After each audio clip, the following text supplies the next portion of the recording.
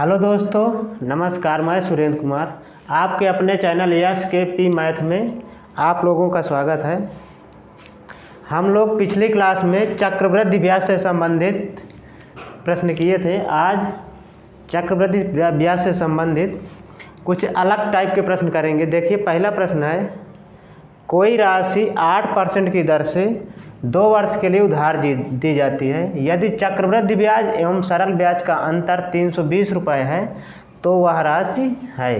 देखिए, सीआई में यानी चक्रवृद्धि ब्याज में सबसे फेवरेट क्वेश्चन इसी प्रकार का क्वेश्चन पूछा जाता है। नंबर 1 सबसे बढ़िया क्वेश्चन इसी प्रकार का पूछा जाता है। अगर क्वेश्चन रखा जाएगा तो सबसे ज़्यादा 80% संभावना इसी प्रकार के प्रश्न की होती है, नहीं तो फिर एसआई से पूछा जाएगा। तो आप लोग इसको डायरेक्ट लगा सकते हैं, होता ये सरल है। देखिए कैसे लगाएंगे इसको। सबसे पहले अगर आपको चक्रवृद्धि ब्याज एवं सरल ब्याज का अंतर की बात करता है, किसकी? चक्रवृद्धि ब्याज एवं सरल ब्याज का अंतर की बात करता है, तो आपको डायरेक्ट एक सूत्र याद कर लेना है। अंतर बराबर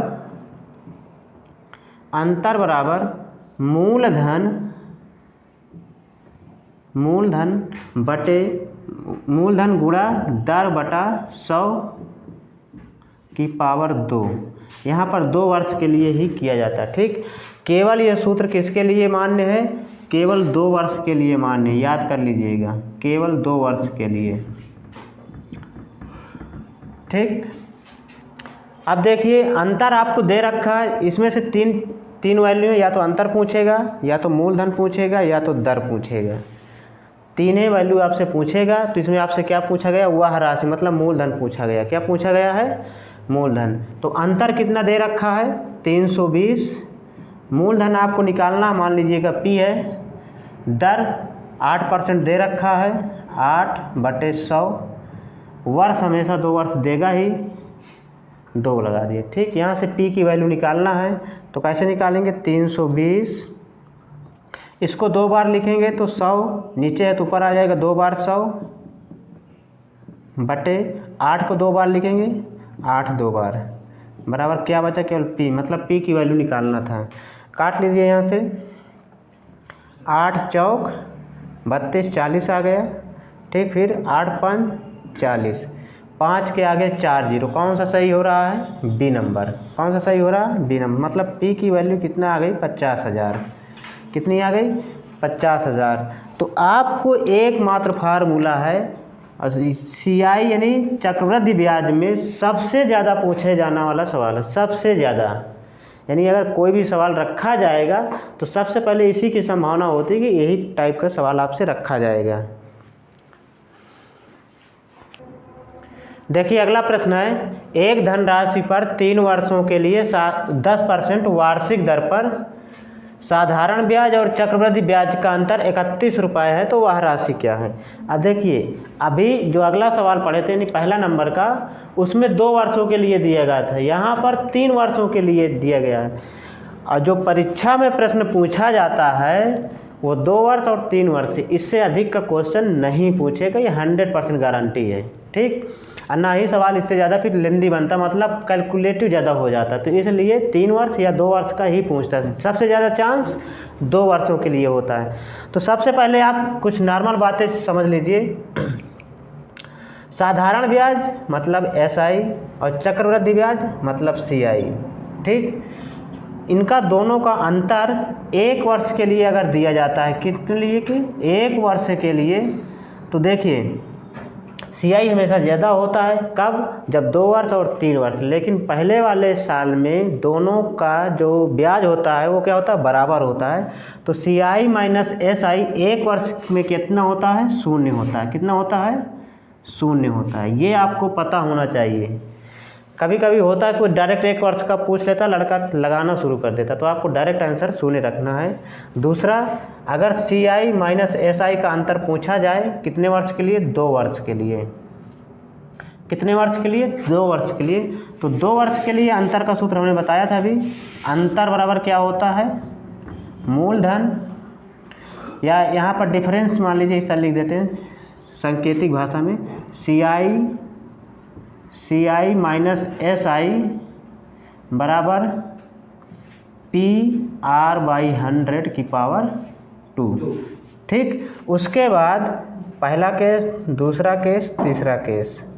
अगर यहाँ पर 3 वर्ष के लिए पूछ लिया जाए तो पूछा जाए कि 3 वर्ष के लिए क्या पूछ लिया जाए, CI माइनस SI, जो कि ये सवाल पूछा गया है। ठीक, CI माइनस SI के लिए तो देखिए 2 वर्ष का तो आपको ये होता ही है, 2 वर्ष वाला तो आपको पता ही है, PR/100 का पूरे का होल स्क्वायर। ठीक, R/100 का पूरा स्क्वायर, ये आपको याद होना चाहिए। लेकिन जब तीसरा साल हो, 3 साल के लिए है, 2 के लिए तो आपको दिया गया है R/100 की पावर 2, तीसरे वाले के लिए 3 + R/100, ये आपको अलग से गुणा करा देना है। किसमें, दूसरे वाले में। जब 3 साल के लिए पूछा जाए तो एक स्टेप आपको और बढ़ना होता है। कौन सा स्टेप, 3 + R/100 का मल्टीप्लाई, यानी गुणा करा देना है। ठीक, तो अब ये वाला सवाल आपको हल करना है। देखिए, तो यहाँ पर हमसे राशि पूछी गई है, मतलब मूलधन, मतलब P का वैल्यू पूछा गया। अंतर आपको दे रखा था, कितना दिया है, 31 रुपये, तो यहाँ पर 31 रख देंगे, बराबर P की वैल्यू निकालना है। R का मान दे रखा है 10/100 की पावर 2 गुणे, क्योंकि यहाँ पर 3 वर्ष दिया है तो एक स्टेप आगे बढ़ना है, 3 + 10/100, ये आपका होगा तीसरे साल के लिए। ठीक, तो यहाँ पर 31 हो गया, यहाँ पर 1 0 से 1 0 काट लेंगे, फिर इसका वर्ग कर देंगे तो P गुणे कितना हो जाएगा, 1/100, 10 का वर्ग 100 हो जाएगा। फिर यहाँ पर देखेंगे 0 0 काट लेंगे तो 1/10 हो जाएगा, इसको बटे 1 मान लेंगे तो कितना हो जाएगा, 10 × 30 1 31, 31 बटे कितना हो जाएगा, 10, कितना हो जाएगा, 31/10। आपको निकालना क्या है, P की वैल्यू निकालना है, निकाल लीजिए। तो P की वैल्यू निकालना चाहेंगे तो 31 गुणा में ये 100 आ जाएगा, गुणा में ये 10 आ जाएगा, बटे ये 31 नीचे आ जाएगा। ठीक, 31 से 31 कैंसिल हो जाएगा, 10 दहम्मा कितना, 100 दहम्मा 1000, 1000 मतलब C वाला ऑप्शन आपका सही हो जाएगा। P की वैल्यू कितनी आ जाएगी आपकी, 1000 मतलब 1000। ऑप्शन आपका कौन सा सही हो रहा है, C नंबर। कौन सा सही हो रहा है, C नंबर। तो अब आप लोगों को शायद दिक्कत नहीं होगी। पहले साल के लिए अंतर 0, दूसरे साल के लिए अंतर PR/100 की पावर 2, और तीसरे साल के लिए दूसरे वाले में ही थोड़ा एडजस्टमेंट किया गया, 3 + R/100। देखिए अगला प्रश्न है, 3280 रुपये इस शर्त पर उधार दिया गया कि 5% वार्षिक चक्रवृद्धि ब्याज की दर से 2 समान वार्षिक किस्तों में वापस करना है। प्रत्येक किस्त की राशि बताइए। जब राशि वाला सवाल पूछा जाए, यानी किस्तों में आपको कितना कितना किस्त देना है, तो इसके लिए आपका एक सूत्र है, किस्त बराबर कुल राशि बटे 100/100 + R प्लस 100/100 + R की घाते 2, 100/100 + R की घाते 3, प्लस में करना है।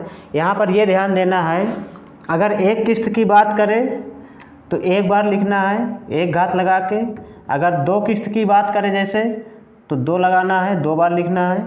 अगर 3 किस्त की बात करेगा 3 तक जाएंगे। अगर एक राशि मतलब 4 किस्त अगर देना है आपको, तो यहाँ पर 100/100 + R की घाते 4 लगा देंगे, इतना ध्यान रखना है। ठीक, तो देखिए सवाल किस प्रकार लगेगा, 3280/100, 100 + R, R का मान कितना दिया 5, तो 100 में 5 जोड़ देंगे, कितना आ जाएगा 105, कितना 105, ये प्लस यहाँ पर 100 ऊपर रहेगा ही, फिर 5 जोड़ देंगे तो 105 की पावर 2, 2 बार ही है, 2 किस्त हैं। अगर 3 वर्ष यानी 3 किस्त के लिए दिया है तो यहाँ तक जाते हैं हम लोग। ठीक, अब देखिए यहाँ से कॉमन ले सकते हैं, 3280 इसको कैंसिल कर लेते हैं तो हो जाएगा 20/21, यहाँ भी 20/21 आ जाएगा। तो अगर हम 20/21 कॉमन ले लें तो यहाँ से 1 बचेगा और यहाँ से 20/21 बचेगा। ठीक, उसके बाद 3280 ये कितना हो जाएगा, 21 करने 21 और 20 41, 41/21, तो 20/21 गुणा 41/21, ये हो जाएगा। ठीक, अब इसको हल करना है तो नीचे वाली संख्याएं दोनों जो हैं ये कहाँ पहुँच जाएंगी, ऊपर, और इनसे इसको कैंसिल कर लेंगे। देखिए इस जीरो से हम इस जीरो को कैंसिल कर लेंगे, उसके बाद 8 के पहाड़े में पूरा पूरा कट जाएगा। 8 करने 8, 8 चौक 32, ये पूरा का पूरा 8 बार में कैंसिल हो गया। अभी ये 2 बच रहा है तो इस 2 से भी कैंसिल कर लेंगे, 2 चौको 8, ऊपर 4 बचा और नीचे से 21 गुणे 21 पहुँच जाएगा। ठीक, तो 4 गुणे 21 गुणा 21, तो 4 गुणे 21 का वर्ग कितना होता है, 441। कितना होता है, 441। तो 4 करने 4, 4 वाला सही होना चाहिए, सी नंबर। ठीक, कितना हो गया, 4 करने 4, 4 चौक 16, 4 चौक 16, 1 17। ठीक,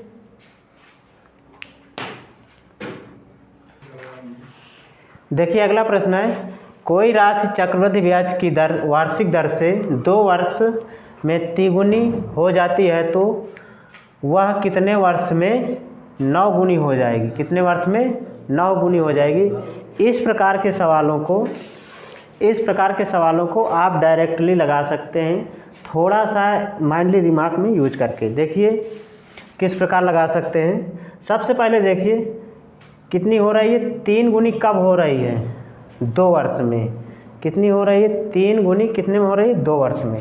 मतलब यहाँ पर कोई चीज़ अगर 1 रुपये रही होगी, फिर से लिख लेते हैं, 1 रुपये रही होगी, तिगुनी का मतलब यहाँ पर 3 रुपये हो गई है। कितनी, 3 रुपये। फिर यहाँ पर मतलब 9 गुनी पूछ रहा है, मतलब 9 रुपये होनी चाहिए।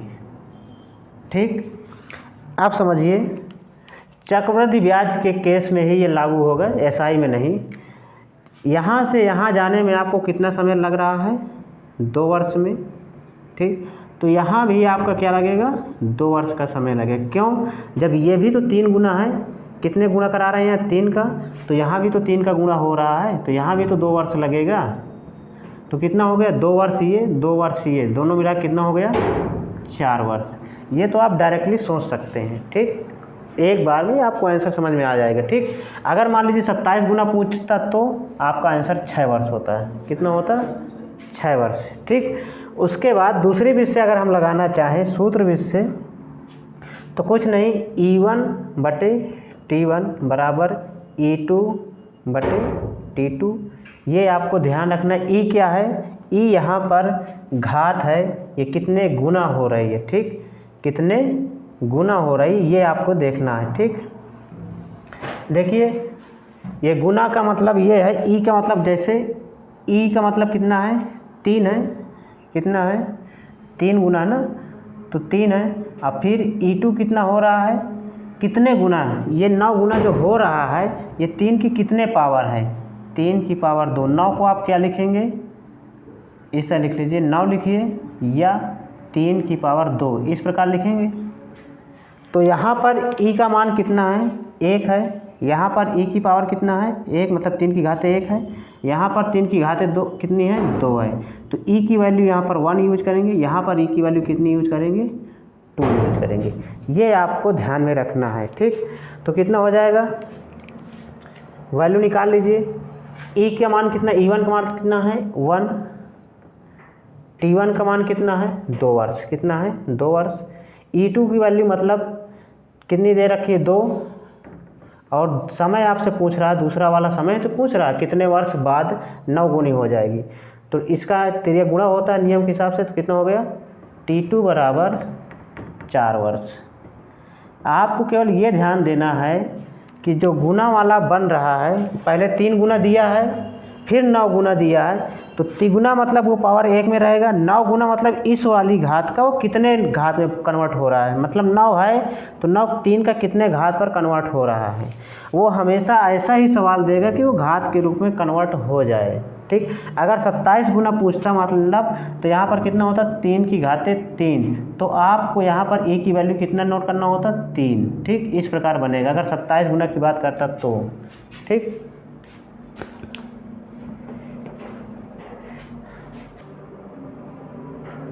देखिए अगला प्रश्न पुनः उसी टाइप का सवाल है। कोई राशि 4 वर्ष में 2 गुनी हो जाती है तो बताइए कितने वर्ष में 16 गुनी हो जाएगी। तुरंत ये सवाल देखते ही आपको आ जाना चाहिए। देखते ही कैसे आएगा, सबसे पहले बनाना सीखिए। 4 वर्ष में कितने गुनी दे रहा है, 2 गुनी। तो 2 गुनी को आपको किस प्रकार लिखना है, 2 गुनी है तो 2 की पावर 1 लिख सकते हैं। फिर बताओ कितने वर्षों में, यहाँ पर क्वेश्चन मार्क लगा लीजिए या T2 लिख लीजिए, जो भी है। वर्ष में कितना पूछ रहा है, 16 गुनी। तो 16 गुनी को आप क्या लिख सकते हैं, 2 की पावर ये कितने में कन्वर्ट हो रहा है, 4 में कन्वर्ट हो रहा है। कितने में, 16 गुनी को आप क्या लिख सकते हैं, 2 की पावर 4 लिख सकते हैं कि नहीं लिख सकते हैं। ठीक, 16 गुनी को आप 2 की घाते 4 लिख सकते हैं कि नहीं। 2 गुनी को मतलब 2 की घाते 1 लिख सकते हैं। तो यहाँ से ये क्या है, 4 वर्ष क्या है, ये T1 दे रखा है। यहाँ पर क्वेश्चन मार्क वाले को T2 मान लेंगे। यहाँ पर ये 1 घात जो दी है इसको E1 मान लेंगे, और जो ये घात दी है इसको E2 मान लेंगे। डायरेक्टली सूत्र आपको पता है, T1 बटे T2 बराबर E1 बटे E2। तो T1 कितना है, 4, T2 निकालना है, कोई दिक्कत नहीं। E1 1 बराबर E1 1 है और E2 कितना है, 4 है। तो इस त्रिया गुणा हो जाएगा तो T2 बराबर कितना आ जाएगा, 16। कितना आ जाएगा, 16 वर्ष। समय कितना आपका देना है, 16 वर्ष। आपका ऑप्शन कौन सा ही हो जाएगा, डी वाला। तो इस प्रकार के क्वेश्चन भी आपको केवल देखना है कैसे, आपको यहीं से सवाल खत्म हो रहा था। यहाँ पर 4 आ गया, जैसे ही बस इसका गुणा कराना होता तिरिया, 4 चौक 16। डायरेक्टली ये सवाल करना भी नहीं है, ये यहाँ जो घात आ जाए उसी को इसमें डायरेक्ट गुणा करा दो बस। जो यहाँ पर घात आ जाए उसको इसको गुणा करा दो, बस काम खत्म। ये लिखना भी नहीं है, डायरेक्टली आपका हो जाएगा। देखिए अगला प्रश्न है, चक्रवृद्धि ब्याज पर कोई धन 2 वर्षों में 600 रुपये हो जाता है और 3 वर्ष में 660 रुपये हो जाता है, तो चक्रवृद्धि ब्याज की दर क्या है। इस प्रकार के सवाल साधारण ब्याज में लगाना सीख चुके हैं, लेकिन चक्रवृद्धि ब्याज में किस प्रकार लगाया जाएगा ये सीखना है। सबसे पहले आपको ये देखना है, 2 वर्ष में आपका मिश्र धन कितना हो रहा है, 600 रुपये। कितना हो रहा है, 600 रुपये। फिर 3 वर्ष में मिश्र धन कितना हो रहा है, 660 रुपये। ठीक, आपको यहाँ से पहचानना है इन दोनों का अंतर कितना है। ये अंतर कितना है, 1 वर्ष का है। कितने का है, 1 वर्ष का। और ये जो वैल्यू है पहले वाली A1 पर मतलब अमाउंट पहला मिश्र धन और दूसरा मिश्र धन। ठीक, इसको हम डायरेक्टली लगा सकते हैं। तो R बराबर अंतिम वाला मिश्र धन मतलब A2 बटे A1 माइनस 1 गुणे 100। ये आपका एक सूत्र चलेगा, इसको डायरेक्ट याद कर सकते हैं। R की वैल्यू अगर निकालना है, दोनों का अनुपात -1 करके। ठीक, ये किसके लिए है, 1 वर्ष के लिए है। किसके लिए है, 1 वर्ष के लिए। अगर यहीं पर 2 वर्ष का अंतर आ जाए, 2 वर्ष, ये क्या दिया है, जो 1 वर्ष आ रहा है, क्या अंतर आ रहा है, क्या आ रहा है, अंतर की बात कर रहे हैं। अगर मान लीजिए यहाँ पर 4 देता या 2 दे देता है, यहाँ पर 5 दे देता है, तो कितना हो जाता है, 3 वर्ष। अगर यहाँ पर 4 देता तो 2 वर्ष। इस प्रकार है। तो अगर 2 वर्ष का अंतर है तो क्या हो जाएगा, R बराबर अंडर रूट मतलब 1 घात यहाँ पर लगाना है, फिर उसके बाद A2 बटे A1 माइनस 1 गुणे 100 ये करना है। अगर यहाँ पर 3 वर्ष हो जाए तो क्या करेंगे, R बराबर करंडी 3 मतलब घनमूल निकालना है। 2 पर वर्गमूल, 3 पर घनमूल, 1 पर कोई मूल नहीं। ठीक, 1 मूल मतलब कितना, A2 बटे A1 माइनस 1 गुणे 100। बस 1 2 3 साल ज़्यादा पूछेगा ही नहीं, क्योंकि कंप्लीट मतलब हल करने में दिक्कत होने लगती है, कैलकुलेटिव हो जाता है। तो यहाँ पर कितने वर्ष का अंतर आपको दिया है, 1 वर्ष के लिए। कितना दिया है, 1 वर्ष के लिए। तो R का वैल्यू निकालना मतलब दर पूछ रहा है। क्या पूछ रहा है, दर पूछ रहा है। तो कैसे लगाएंगे, R बराबर इस वाले फार्मूला में रखना है। A2 कितना है, 660 कितना है, 660। A1 कितना है, 600 माइनस 1 गुणे 100। तो R बराबर कितना आ जाएगा, एलसीएम लेंगे। देखिए यहाँ से 0 का 0 काट लेंगे, 6 से काट लीजिए, 6 करने 6, 6 करने 6, 6 दाम का 60, 11 बटे 10 हो गया माइनस 1 गुणे 100। एलसीएम लेंगे तो नीचे 10 आ जाएगा, यहाँ पर आ जाएगा 11 माइनस 10 गुणे 100, तो ऊपर कितना आ जाएगा 1/10, ये इसको हल करेंगे गुणे 100, 0 0 कैंसिल, r बराबर कितना आ गया 10%, कितना आ गया 10%। तो आपका ऑप्शन कौन सा सही हो रहा है, बी वाला। कौन सा सही हो रहा है, बी वाला। ठीक, तो देखिए जितने भी टाइप के आपको कंपाउंड इंटरेस्ट से सवाल बन रहे हैं वो सभी हम बता चुके हैं। अभी 2 या 3 टाइप के बाकी, उनको हम कल बताएंगे। ठीक, तो आज की हमारी क्लास इतनी ही रहेगी। अगर आप लोग हमारे चैनल में नए हैं तो चैनल को सब्सक्राइब कर लीजिए, अपने दोस्तों में शेयर कर दीजिए, और वैकेंसी तो नहीं आएगी, केवल पढ़ते रहिए बस, और क्या कहें।